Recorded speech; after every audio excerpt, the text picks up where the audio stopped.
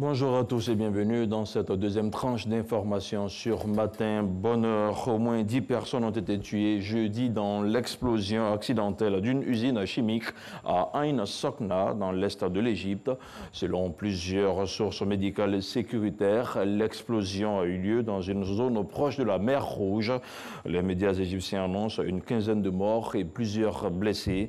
Ain Sokna, dans le gouvernorat de Suez, abrite des activités industrielles. Elle se trouve à quelques 130 km du Caire. Le président gabonais Ali Bongo Ondimba, absent de son pays depuis plus de 4 mois après un accident vasculaire cérébral AVC, et actuellement en convalescence au Maroc, doit rentrer demain samedi au Gabon. Ce retour intervient alors que depuis 4 mois, l'opposition appelle les autorités à saisir la Cour constitutionnelle du pays afin que celle-ci déclare une vacance de pouvoir en l'absence du président.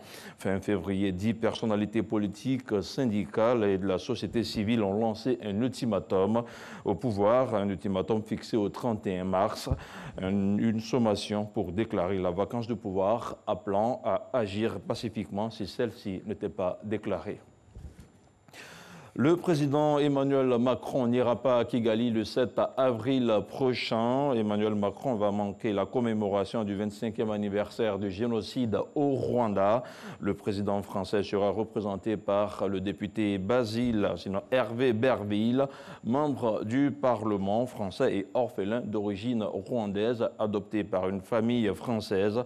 Né à Kigali et âgé de 29 ans, le député du parti présidentiel, l'auteur du projet de loi visant à renforcer l'aide de la France aux pays en développement. Bloqués sur des toits ou affamés dans des zones inondées à perte de vue, des milliers de personnes attendaient anxieusement des secours encore trop lents à se déployer une semaine après le passage du cyclone Idai en Afrique australe.